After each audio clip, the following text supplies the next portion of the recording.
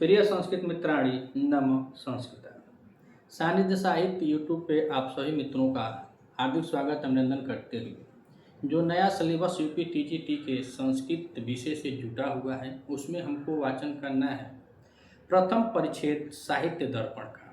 तो आज की क्लास में साहित्य दर्पण के मंगलाचरण के साथ साथ हम उस पर कुछ संक्षिप्त परिचय के बारे में चर्चा करते हैं।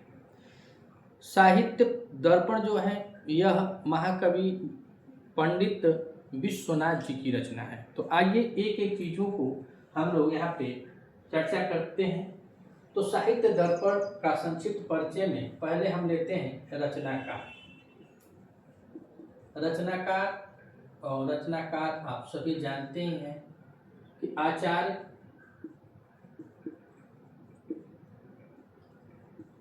पंडित विश्वनाथ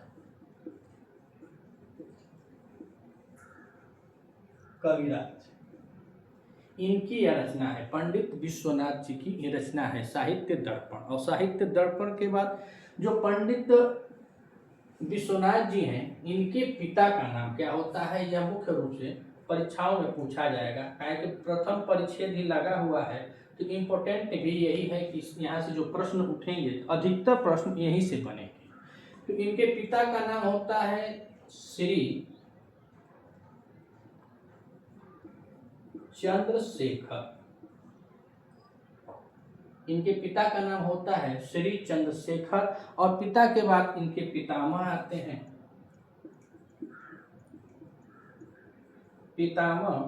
पितामह कहा जाता है मतलब बाबा को, जो बाबा होते हैं एक तो पिता होते हैं जिसमें दादाजी कहा जाता है। तो दादाजी इनके जो होते हैं उनका नाम होता है श्री नारायण दास।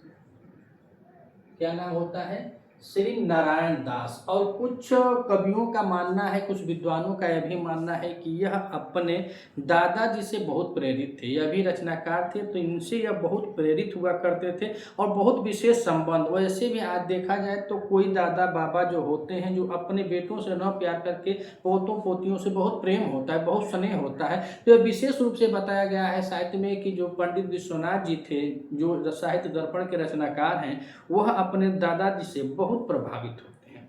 अब तीसरा ऑप्शन आता है जन्म स्थान।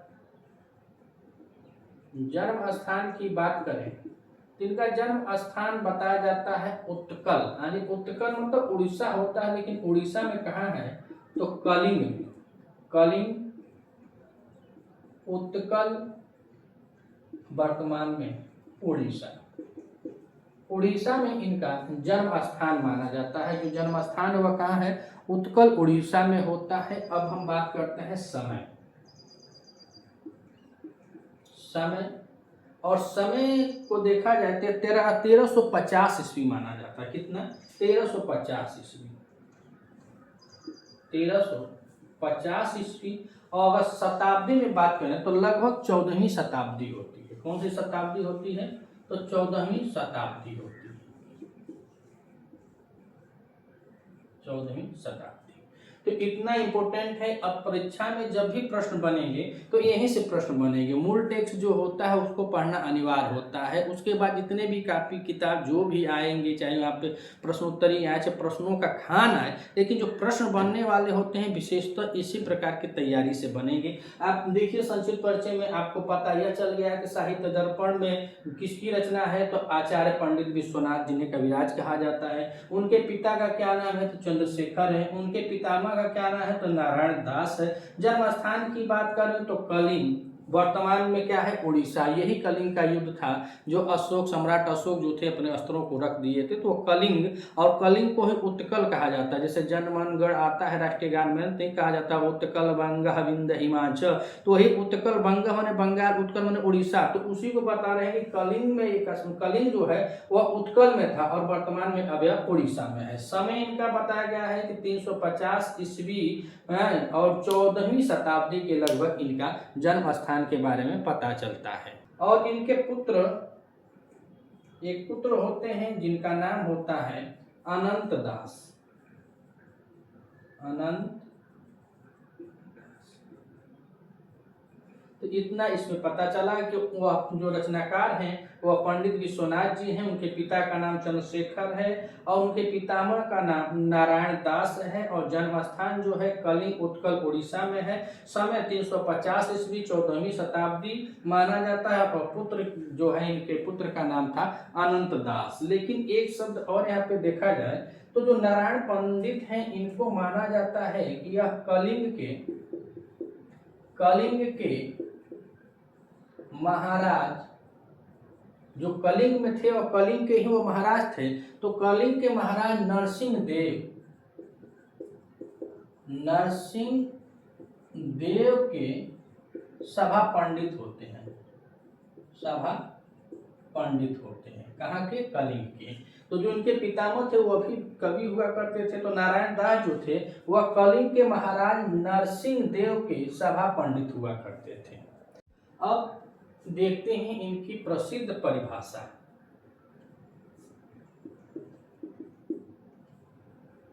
प्रसिद्ध परिभाषा जो काव्य शास्त्र में सर्वाधिक लोकप्रिय है। तो ये बताते हैं प्रसिद्ध भाषा में कि वाक्यम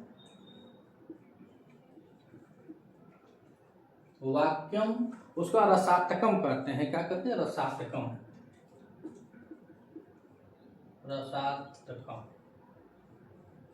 वाक्यम रसात्मकम, उसके बाद बताए काव्यम।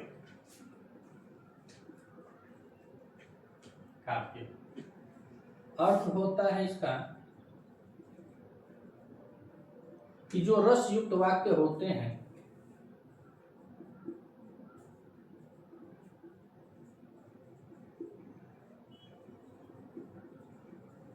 रसयुक्त वाक्य क्या कहलाते हैं? तो वही काव्य कहलाते हैं। रसयुक्त वाक्य ही काव्य कहलाते हैं।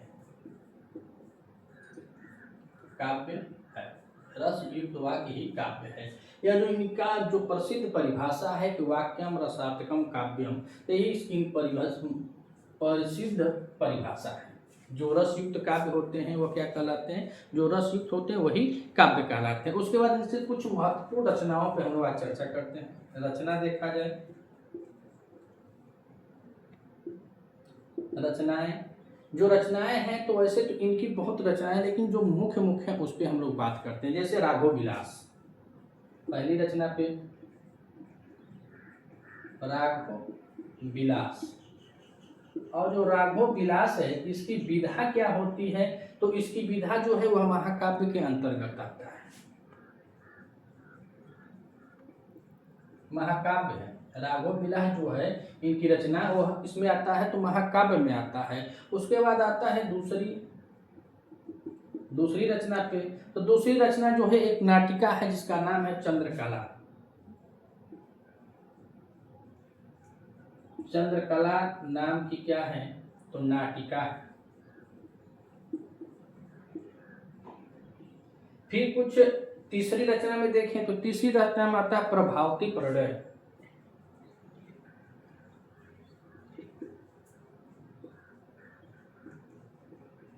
प्रभावती प्रणय और परिभावती प्रणय में उसकी विधा क्या है? प्रभावती प्रणय की प्रभावती प्रणय जो है वह नाटक होता है। क्या होता है? नाटक है। विधा जो है नाटक है। तो राघव विलास जो है यह महाकाव्य है, चंद्रकला जो है यह नाटिका है, प्रभावती प्रणय जो है वह नाटक है। और उसके बाद सबसे महत्वपूर्ण इनकी जो रचना है वह प्रशस्ति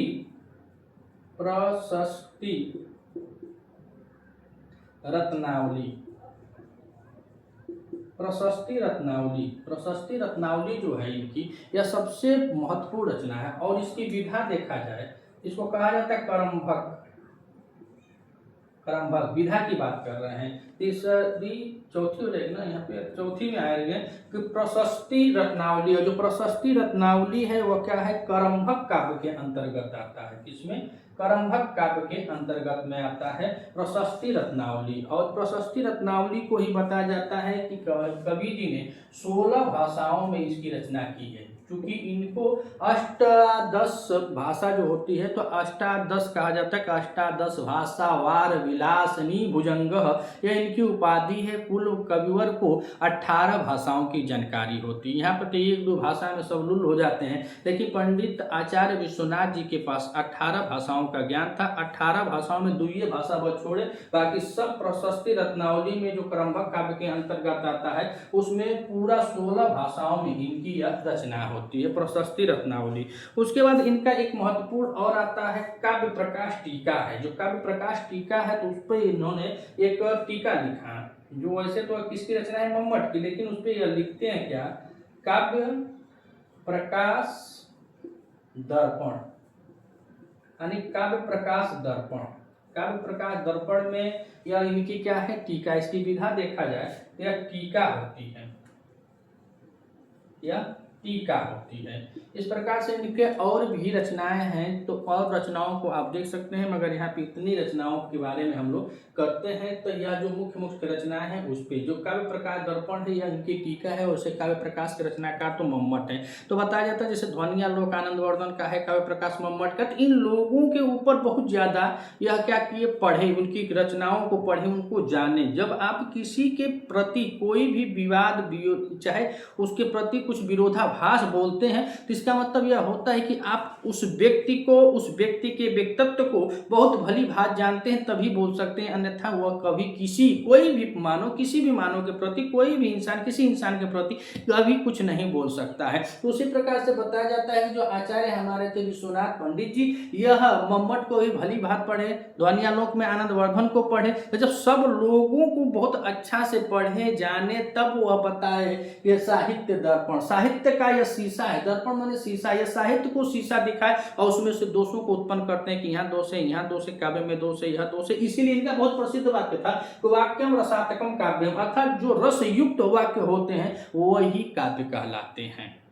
और इनकी कुछ रचनाएं हैं जैसे कुबलाश चरित्र, और कुबलाश चरित्र जो होता है प्राकृतिक काव्य होता है। उसके बाद आता है इनका नरसिंह विजयम जो खंड काव्य के अंतर्गत आता है। फिर कंसवध आता है। कंसवध आप जानते हैं यह इनकी काव्य विधा की रचना है, और नरसिंह विजय जो है वह खंड काव्य की रचना है। जैसे खंड काव्य में महाकवि कालिदास जी की रचना में एकजुट माना जाता है, 2 खंडों में विभक्त था, पूर्व मेघ और उत्तर मेघ, चूंकि अब तो हमारे सिलेबस से हट चुका है, प्रवक्ता में चला गया, तो टीजीटी में था। इसी तरह यह भी जो लिखते हैं नरसिंह विजय, तो नरसिंह विजय में क्या है, खंड काव्य। और नरसिंह जो राजा थे, तो नरसिंह देव जो थे उनके ही क्या थे, दरबारी कवि थे इनके पितामह हैं, तो उन्हीं पर यह शायद लिख दिए होंगे। तो खंड काव्य है नरसिंह का। उसके बाद साहित्य दर्पण आप जानते हैं काव्य का शास्त्रीय ग्रंथ है, जिसका हमको प्रथम परिच्छेद का वाचन करना है। उसका काव्य प्रकाश है, और काव्य प्रकाश पर ही इन्होंने यह टीका लिखा। तो कुल मिला जुला कर इनकी यह रचनाएं होती हैं। अब हम बात करते हैं इनकी उपाधियों पे। अब चर्चा करते हैं इनकी उपाधियों पे। उपाधियां, उपाधियां जो हैं, सबसे पहले कविराज,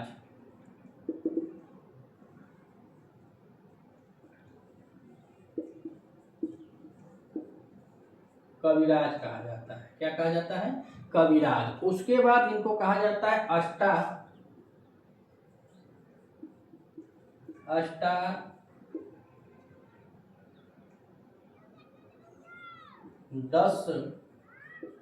भाषा वार विलासनी, अष्टादश भाषा वार विलासनी भुजंग।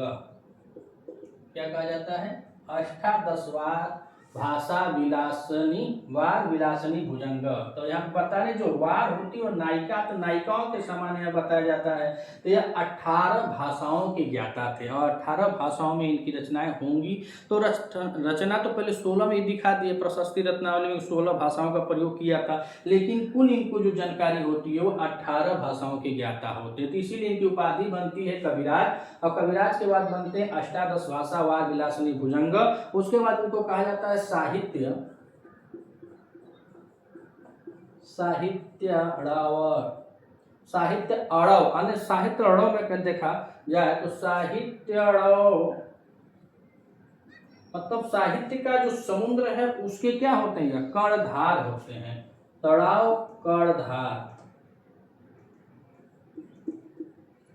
कर्णधार इनकी अभी एक उपाधि है, साहित्य अड़व कर्णधार। उसके बाद आगे देखें इनकी उपाधि में तो होती है ध्वनि प्रस्थापन, ध्वनि प्रस्थापन, ध्वनि प्रस्थापन और क्या कहा जाता है, परमाचार, परमाचार, ध्वनि प्रस्थापन परमाचार। इसके बाद फिर होते हैं सुक्ति, सुक्तियां इनकी आती हैं, जैसे साहित्य दर्पण में सुक्तियां हैं, तो ये करें कवि सुक्त, क्या होता है, कवि सुक्त हो जाएंगे, कवि सुक्त रत्नाकर, कवि सुक्त रत्नाकर, यह भी इनकी उपाधि है। उसके बाद अगली उपाधि देखें तो संधि, संधि ग्रहिक, ग्रहिक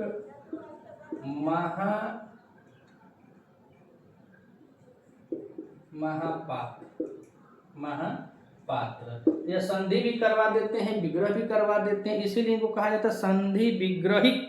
का हम लिखें विग्रहिक लिखना चाहिए ना, यहाँ पे बी होगा, विग्रहिक महापात्र। महापात्र जो है उड़ीसा में एक जैसे टाइटल के जैसे चलता है, वहाँ पे टाइटल चलता है तो हम महापात्र, यह नहीं कि उसके पात्र अपात्र की बात यहाँ पे नहीं है। वहाँ महापात्र का मतलब होता है कि एक टाइटल होता है, उस टाइटल से जोड़ दिया जाता है। तो यहाँ पे बताया कि संधि विग्रहिक महापात्र भी इनको कहा जाता है। तो कुल देखा जाए तो उपाधि में 1 नंबर पे कविराज, दूसरे नंबर पे आते हैं अष्टादश भाषावार विलासनी भुजंग, तीसरे नंबर पर इनका है साहित्यड़ाव कर्णधार, उसके बाद चौथे नंबर पर आता है ध्वनि प्रस्थापन परमाचार्य, 5वें नंबर पे आता है कि कवि सुक्त रत्नाकर, और 6वें नंबर पे आता है संधि विग्रह, यहाँ पे विग्रह है, विग्रहिक महापात्र, और 7वीं जो इनकी उपाधि है, 7वीं उपाधि है अलंकारिक परख। कौन सी है, अलंकारिक, अलंकारिक परक भी इनको कहा जाता है, अलंकारिक परक इनकी उपाधियां होती हैं। उसके बाद यहाँ पे कविराज अष्टादश, और ज्यादा से ज्यादा अगर पेपर में देखा जाए तो पूछा जाता है इसके बारे में कि अष्टादश भाषावार विलासनी भुजंग है किसकी उपाधि है, तो यह कविवर विश्वनाथ जी की उपाधि होती है।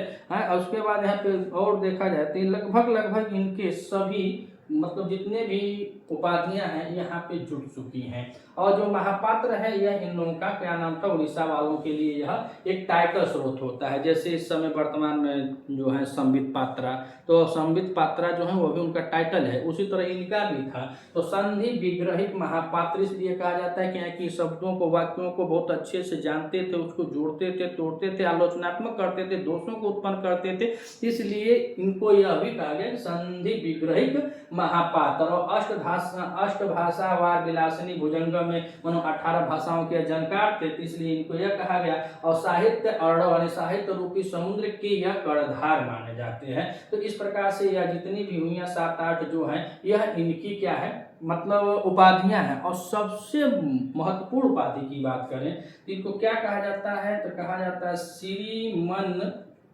नारायण, श्रीमन नारायण चरणाविंद, चरणाविंद मधुकर, मधुकर। अब इससे यह सिद्ध होता है कि श्रीमन नारायण, जो श्रीमन नारायण इनके बाबा होते हैं, वह बाबा के चरणों के अरविंद के समान मधुकर शोभनीय मनोभव। मधुकर तो उसे भौरे को कहा जाता है जो पुष्पों पर बहुत आश्रित होते हैं। तो यहाँ पे जो इनके बाबा के बारे में बात किया गया है, इनके बाबा भी बहुत प्रचंड विद्वान थे, जानकार थे, वह भी कवि थे, तो इसीलिए इनको श्रीमन नारायण अर्थात नारायण जी के चरण के अरविंद के यह मधुकर होते हैं। लोग बताते हैं पुस्तकों में यह है कि अपने बाबा से बहुत प्यार करते थे और इनके और इनके बाबा के बीच में अच्छा असमंजस था, कुछ लिखना था, कुछ करना था, पढ़ाई लिखाई, ऐसे तमाम बातों पर हमेशा बात विचार करते थे। तो इसलिए इनको यह भी कहा गया है कि श्रीमन नारायण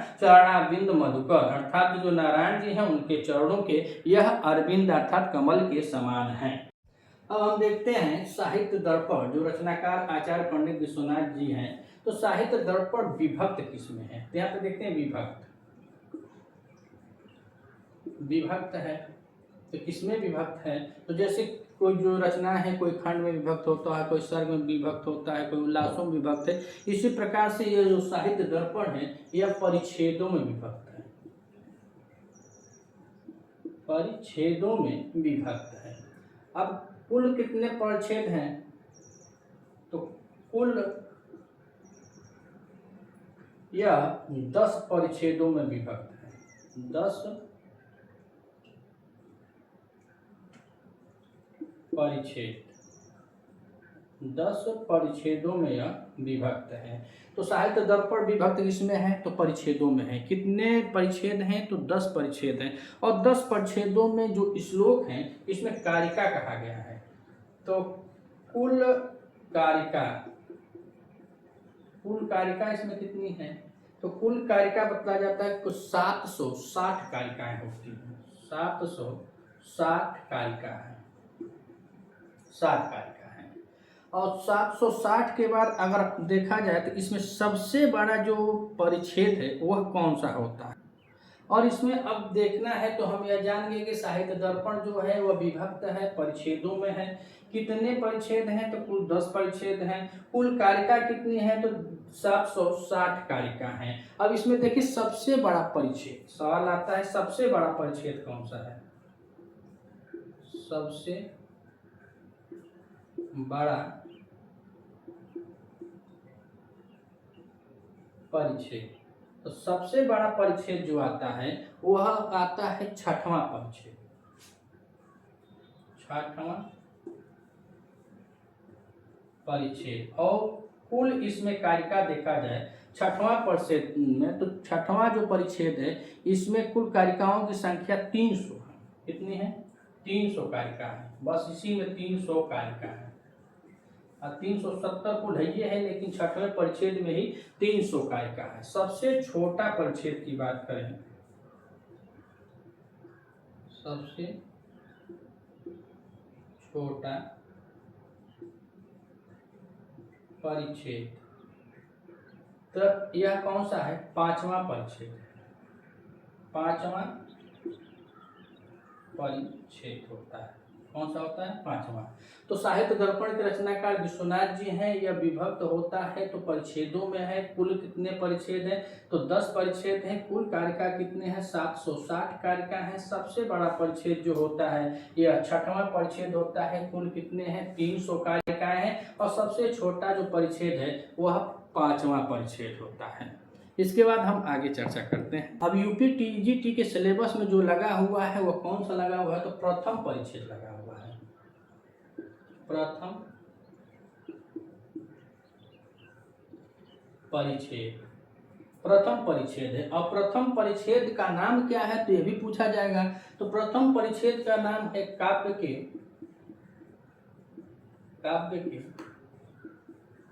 लक्षण, काव्य के लक्षण और प्रयोजन।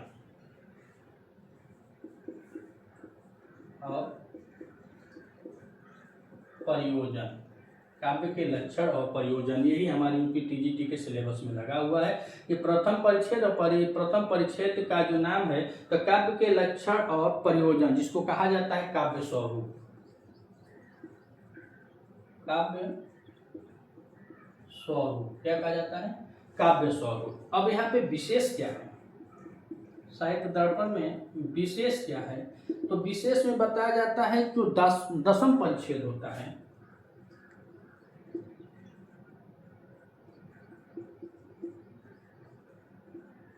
दसम परिच्छेद, जो 10वां परिच्छेद होता है उसमें कुल 12, 10वें परिच्छेद में 12 जो अलंकारों के बारे में जुटा हुआ है। तो कहीं जो 10वां परिच्छेद है उसमें क्या है? तो 12 शब्दालंकार है।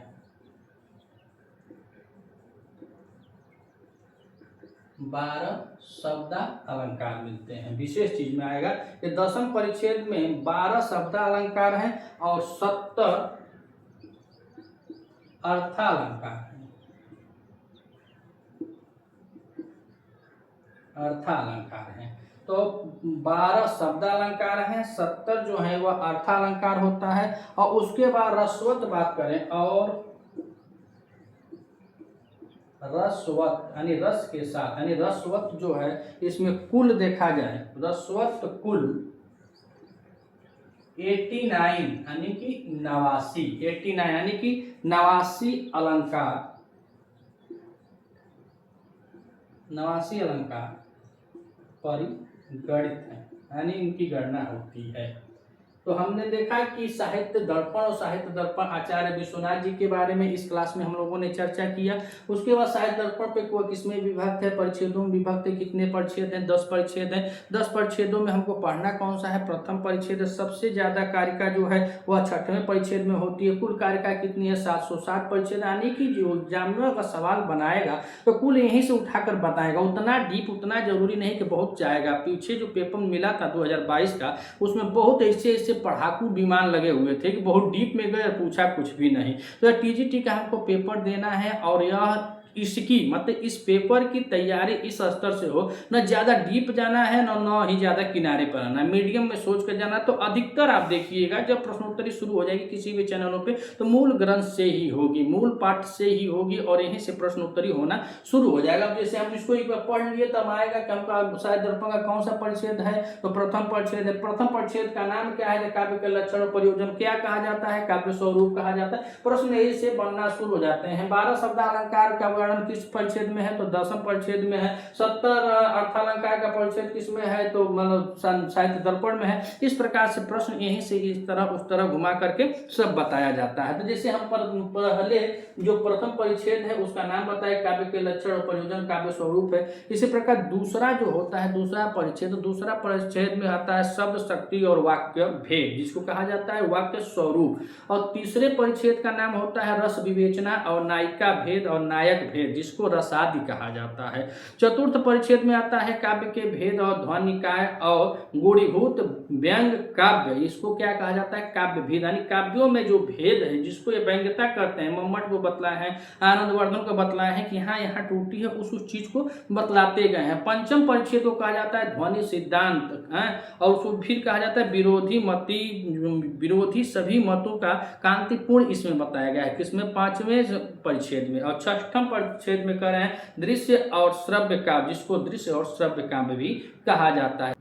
सप्तम परिच्छेद में बताते हैं काव्य दोष निरूपण विवेचना, जिसका नाम होता है दोष निरूपण। और अष्टम परिच्छेद में कहा जाता है शब्द और अर्थ के गुण तथा उनके स्वरूप की चर्चा, गुण विवेचन। और नवम परिच्छेद में वैदर्भी, गौड़ी, पांचाली आदि रीतियों पर विचार, जिसको कहा जाता है रीति विचार। और 10वें परिच्छेद में अलंकारों का रसो उदाहरण, अलंकारों का रस के साथ उदाहरण निरूपण किया गया, इसको अलंकार नाम से जानते हैं, जिसमें कुल 100 कारिका हैं। अगर कारिका की बात करें तो प्रथम परिच्छेद में मात्र 18 कारिकाएं हैं, जितना लगा हुआ हमारे सिलेबस में साहित्य दर्पण, तो इसका मुख्य रूप से इसमें 18 कारिका का ही हमको वाचन करना है। द्वितीय परिच्छेद में 20 कारिकाएं हैं, तृतीय में 26 कारिकाएं हैं, और चतुर्थ में 14 कारिकाएं हैं। 5वें अनुच्छेद में देखा जाए तो शून्य स्वतंत्र, इसमें कोई कारिका नहीं होती है। षष्ठम परिच्छेद में कुल 300 कारिकाएं हैं, सप्तम में 31 कारिकाएं हैं, अष्टम में 11 कारिका हैं, और नवम में 4 कारिका हैं,